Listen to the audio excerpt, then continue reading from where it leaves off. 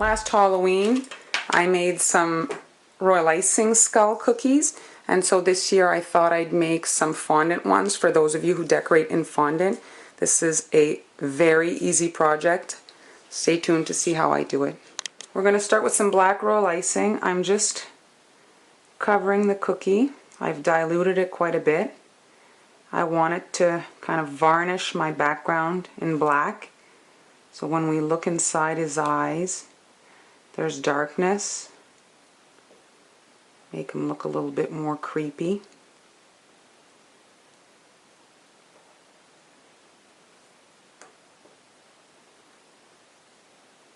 And there we go. Here I've got my white fondant. I'm cutting my skull shapes.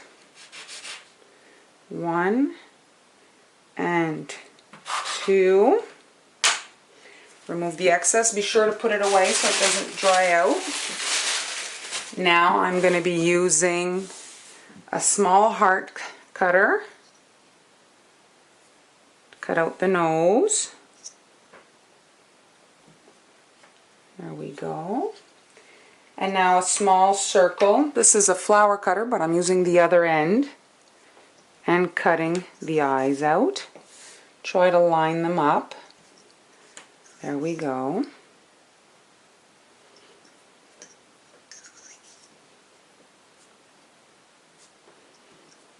And now we're going to use this little pinching tool to create the mouths.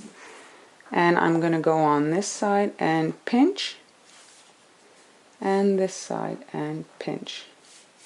There's our mouth.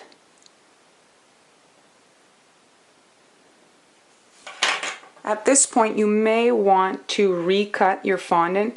It does expand a bit when you cut out the eyes and the nose. It warps the outer perimeter of the fondant if you want it to be a perfect fit. Now you can flip it over, and we're going to need to moisten the back.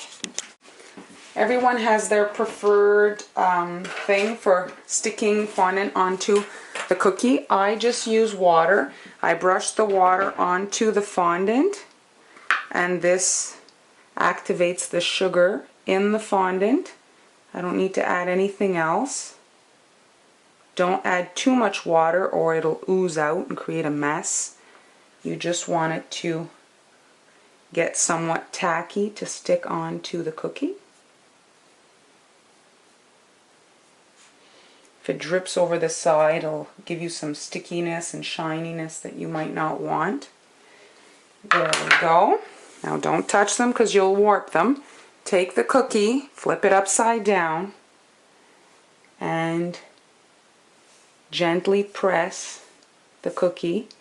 That should be all it needs to stick onto the surface. And once you flip it over, then you can further press it onto the cookie. Just smooth out your edges here.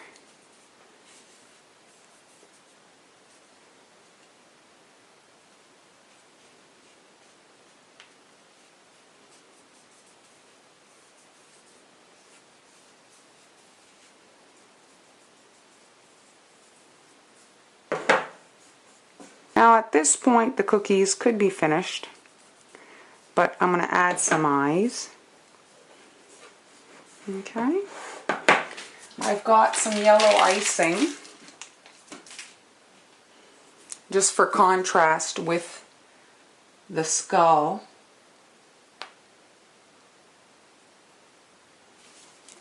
There we go. We won't make them the same size.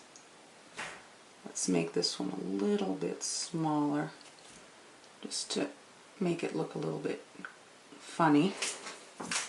And now I've got some black royal icing, and in the middle I'm just going to fill the center. And if you have any white, this next one's optional. It's just a little reflection in the black. You could make the eyes in fondant, but you can buy these eyes already made actually and glue them on with a little bit of icing. For the last step, if you want, you can create a bit with your sculpting tools. You can create some cracks in the bones. That's entirely up to you if you want to do that step. Here you can press into just to create the jawline like that.